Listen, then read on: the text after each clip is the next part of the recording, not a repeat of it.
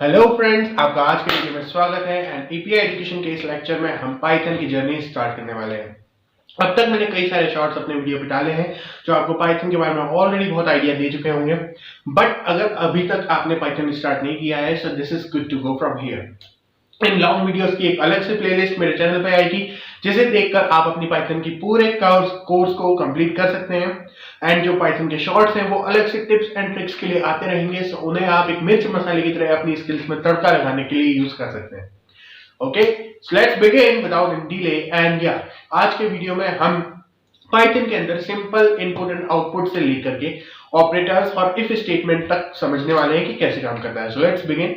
Okay, सो मैं अपनी computer की स्क्रीन पर आ गया हूं एंड यहां पर मैं आ जाता हूं अपने ब्राउजर के ऊपर या फिर आइडियल पाइथन। अब अगर आपने पाइथन इंस्टॉल कर लिया है तो ये चीज आप ना करें, लेकिन अगर आपने पाइथन इंस्टॉल नहीं किया है तो आप ये कर सकते हैं। क्या कर सकते हैं?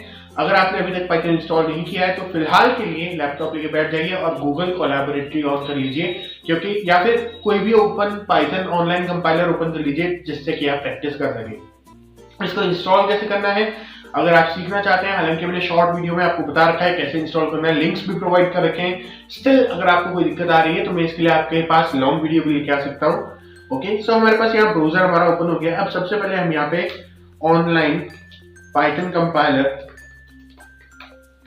अब देखो पाइथन कंपाइलर में इसलिए सर्च कर रहा हूं क्योंकि कंपाइलर सर्च करने से रिजल्ट फास्ट आता है, लेकिन पाइथन में कंपाइलर नहीं चलता, इंटरप्रेटर चलता है। तो ये बात ध्यान रखना, Python is an interpreter based language, not a compiler.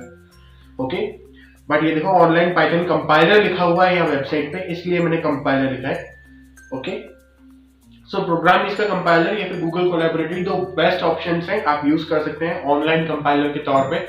Offline आप VS कोड के साथ पाइथन इंस्टॉल कर लीजिए। द बेस्ट थिंग डेवलपमेंट के लिए वही है, और इस वीडियो के बाद से अगले वीडियो से हम VS कोड और इंस्टॉल्ड पाइथन यूज करेंगे, ना कि ऑनलाइन कंपाइलर। ओके, ये मैं बस इसलिए ले आया था कि जिन्होंने अभी तक पाइथन इंस्टॉल नहीं किया वो लोग भी देख सकें कि उन्हें पाइथन कैसे प्रैक्टिस करना है। ओके फ्रेंड्स, तो हम आ गए पाइथन के कंपाइलर पर। अब देखिए यहाँ पे ऑलरेडी कुछ लिखा हुआ है, इसको इरेज करके मैं आपको दिखा देता हूँ। इंटरप्रेटर पे चलता है, जो भी कोड आप लिखोगे दो तरीके से आप एग्जीक्यूट कर सकते हो, या तो स्क्रिप्ट मोड या इंटरैक्टिव मोड। इंटरैक्टिव मोड वो होता है जिसमें आप डायरेक्टली शेल के अंदर कोई भी कमांड लिखते हो, एंटर प्रेस करते हो और वो कमांड एग्जीक्यूट हो जाती है।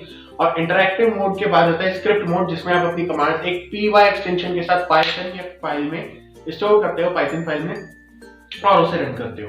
इंटरप्रेटर और कंपाइलर का डिफरेंस क्या होता है? बस इतना सा कि interpreter line by line execute करता जाता है, कंपाइलर पूरी की पूरी फाइल को एक साथ एग्जीक्यूट करता है। इतना सा डिफरेंस है, कुछ खास नहीं। लेकिन हाँ, जहां इसकी एप्लीकेशंस की बात आती है तो interpreter is much better than compiler. कई सारी ऐसी एप्लीकेशंस होती हैं, इस बारे में हम लेटर ऑन डिस्कस करेंगे क्योंकि थ्योरी का वीडियो ये नहीं है। इसमें मैं प्रैक्टिकली स्टार्ट करवाना चाहता हूँ आपको। So let's start with printing. मैं प्रिंट करूंगा यहाँ एपीआई एजुकेशन, और एपीआई एजुकेशन प्रिंट कर दिया मैंने। सिंपली प्रिंट लिखा, एकदम इंग्लिश जैसा है फ्रेंड्स। प्रिंट लिख के ब्रैकेट लगाया और क्यूट्स के अंदर एपीआई एजुकेशन लिख दिया। इसको रन करेंगे और हमें यहाँ पे एपीआई एजुकेशन मैसेज में मिल जाएगा, कोई दिक्कत नहीं है। ओके, इसके बाद ये तो हो गई प्रिंटिंग। हाँ, अगर आप कोई वेरिएबल बनाना चाहते हो तो बिल्कुल भी यहाँ कोई डेटा टाइप डिक्लेयर करने की जरूरत नहीं है, क्योंकि पाइथन में आपको मिलता है डायनेमिक टाइपिंग का फीचर। इस बारे में मैंने आपको पहले ही बता रखा है शॉर्ट्स में। सो आप डायरेक्टली लिखोगे a = 5, आप डायरेक्टली लिखोगे b = 5 एंड आप डायरेक्टली लिखोगे c = 5.0। इस तरीके से आप लिख सकते हो। एक ही नंबर को तीन अलग अलग तरीके से हम तीन अलग वेरिएबल्स में डिफाइन कर दिया, एंड कोई दिक्कत नहीं है, ये हमारे तीन वेरिएबल्स बन चुके हैं। अब आप यहाँ पे सिंपली प्रिंट कर सकते हो a, b, c, कोई %s, %c, %f, कोई फॉर्मेट स्पेसिफायर नहीं चाहिए। Python is an advanced dynamically typed language. इसको रन करेंगे और यहाँ पे हमें सारी वैल्यूज मिल गई, API education 5, 5 and 5.0 very easily. Okay, variables और मैसेजेस को प्रिंट लेना हमने सीख लिया है। नाउ नेक्स्ट अपन ये देखते हैं कि हम इफ स्टेटमेंट्स का यूज कैसे करेंगे। देखिए, इफ स्टेटमेंट का यूज मैं आपको जल्द से जल्द प्रैक्टिकल स्किल देना चाहता हूँ, उस हिसाब से मैं आपको पढ़ा रहा हूँ। बुकिश तरीके से मैं आपको नहीं पढ़ा रहा, सो आई होप आपको ये पसंद आएगा। इफ स्टेटमेंट पे सबसे पहले चलेंगे, यहाँ पे कोई ब्रैकेट की जरूरत नहीं है। a = आई डोंट नो मैं इसको c से लगातार कंपेयर क्यों कर रहा हूँ। अगर आपने मेरे c के लेक्चर्स देख रखे हैं तो बहुत अच्छा, नहीं भी देखे कोई जरूरत नहीं है, डायरेक्ट पाइथन पे जंप करो। इफ a = 5 तो मैं कॉलन लगाऊंगा। अब देखो यहाँ इंडेंटेशन आया था, मैंने आपको बताया था इंडेंटेशन क्या होता है। 4 स्पेसेस का एक ग्रुप, 4 स्पेसेस के इस ग्रुप को जब आप कहीं पर भी लगाते हो तो एक नया कोड ब्लॉक बन जाता है। जैसे मैंने यहाँ इफ स्टेटमेंट चालू किया है, ये बेसिकली उसके लिए यूज होता है कि आपको डिसीजन मेकिंग करनी है कि अगर ऐसा है तो ये करो, अगर ऐसा नहीं है तो वो करो। कोई कंडीशन चेक करनी है, जैसे a = 5 का मतलब है अगर a 5 के इक्वल हुआ तो इसका आंसर ट्रू होगा और इफ स्टेटमेंट ट्रू के केस में एग्जीक्यूट हो जाता है, यानी इसके अंदर का कोड एग्जीक्यूट हो जाएगा। सो इफ a = 5 के केस में अगर a की वैल्यू 5 के बराबर होती है देन ओनली आप ये जो कोड है वो एग्जीक्यूट होने वाला है। अब इफ स्टेटमेंट के अंदर उसके अंतर्गत उसके अंडर में कौन कौन सा कोड आता है वो आप एक इंडेंट इंक्रीज करके लिखोगे तो उससे स्पेसिफाई हो जाएगा। ब्रैकेट्स का काम यहाँ नहीं है, लास्ट में कॉलन लगाया हमने a = 5 के बाद। ओके, सो हम यहाँ पर लिख सकते हैं प्रिंट वैल्यू इज 5 और फिर इंडेंट रिड्यूस किया बैकस्पेस से, इंक्रीज करने के लिए टैब दबाते हैं। एल्स लिख सकता हूं, कॉलन लगाऊंगा प्रिंट वैल्यू इज नॉट 5। अब जहां पर प्रैक्टिकल की बात आती है वहां प्रिंटिंग ठीक है, इनपुट भी लेना आपको आना चाहिए। इनपुट के लिए आप एक वेरिएबल डिफाइन करोगे, यहां लिख दोगे int इंटीजर में कन्वर्ट करने के लिए, क्योंकि बाय डिफॉल्ट जो इनपुट होता है वो स्ट्रिंग में होता है। और फिर यहाँ इनपुट फंक्शन लगा दोगे सिंपली और इसके अंदर प्रॉम्प्ट डाल दोगे एंटर अ नंबर। ये जो प्रॉम्प्ट है एंटर अ नंबर ये प्रिंट हो जाएगा। उसके बाद एक इनपुट का वेट करेगा कंपाइलर आई मीन इंटरप्रेटर, और जैसे ये इनपुट हो जाए, आपने इनपुट दिया शेल में से, वैसे ही इसको इंटीजर में कन्वर्ट करने का ट्राई करेगा। अगर नहीं होता है तो एरर जनरेट करेगा, अगर हो जाता है तो ए के अंदर स्टोर कर देगा और उसी के साथ आगे का कोड रन होगा।